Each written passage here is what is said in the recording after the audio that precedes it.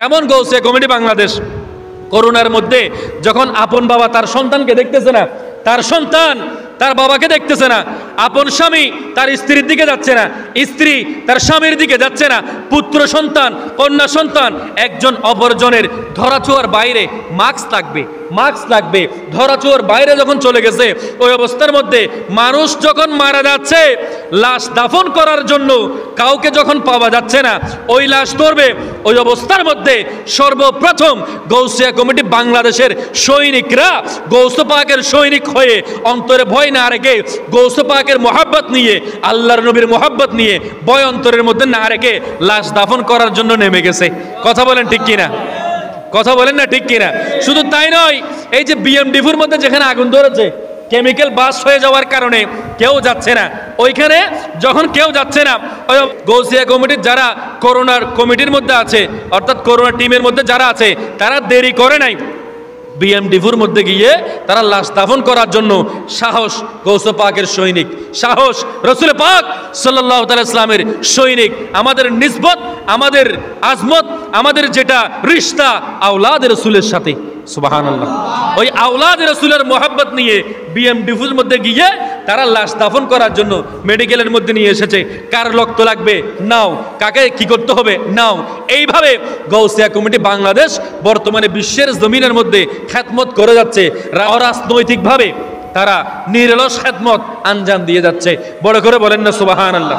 তাহলে এই গৌসিয়া কমিটি বাংলাদেশ শুধু এগুলো করেছে তাই নয়, বর্তমানে সাধারণ মানুষ যারা সূরা ফাতিহা জানে না, যারা সূরা ইখলাস ভালো করে পড়তে পারে না, এশারের নামাজের নিয়তটা ভালো করে পড়তে পারে না, উজুর মাসালা জানে না, তারপর হচ্ছে আপনার তায়াম্মুমের মাসালা জানে না, পানি না থাকলে তায়াম্মুম তো এখন লাগতেছে না, তাহলে বিভিন্ন মাসালা মাসাইল যারা জানতেছে না, এইরকম সূক্ষ্ম বিষয়গুলো আপনি খতিব সাহেবকে খুঁজতে পাবেন, বলেন পাবেন, বড় আলেমকে পাবেন।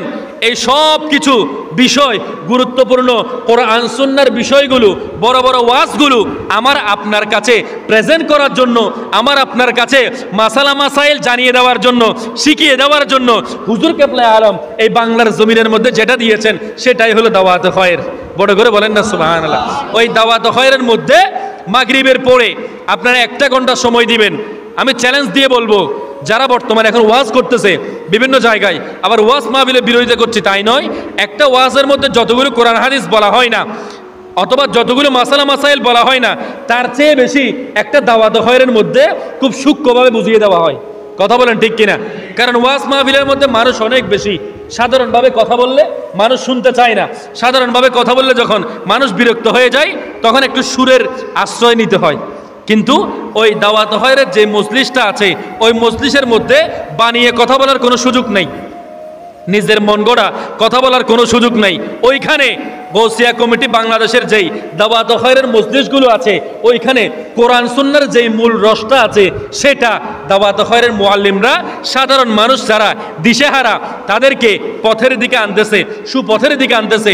এটাই হলো গৌসিয়া কমিটি বাংলাদেশের খেদমত। বড় করে বলেন না সুবহানাল্লাহ। তো সেই জন্য এই গৌসিয়া কমিটি এইটাও একটা আল্লাহর নবীর সাথে ফয়েজ আছে না নাই? কিভাবে আছে? গৌসিয়া কমিটির নামকরণ করেছেন গৌসে পাকের নামে। বাবা কার নামে? গৌসে পাকের নামে গৌসিয়া কমিটিটা নামকরণ করেছেন। এই গৌসে পাক কার আওলাদ? আল্লাহর নবীর আওলাদ। কার আওলাদ? আল্লাহ রাসূল সাল্লাল্লাহু তাআলা আলাইহি ওয়াসাল্লামের আওলাদ। ওই আওলাদের একটা রিশতা, আওলাদের একটা আজমত, আওলাদের একটা মুহাব্বত, আওলাদের একটা নিসবত আছে না নাই? তো সেই জন্য এই গৌসিয়া কমিটি খেদমত করতে পারছে। গৌসিয়া কমিটির পাশে দাঁড়িয়ে গেলে আপনারাও দেখতে পাবেন বিভিন্ন জায়গায় খেদমত আঞ্জাম দিতে পারবেন। ভালো খারাপ সব জায়গার মধ্যে আছে, বিরোধিতা না করে কলবের মধ্যে যেই হিংসা বিদ্বেষের চশমাটা আছে, ওই চশমাটা খুলে ফেলে আপনি মোহাব্বতের চশমা পরেন, দেখবেন সব কিছু ভালো লাগবে, আর কারো বিরোধিতা করতে হবে না। কথা বলেন ঠিক কিনা?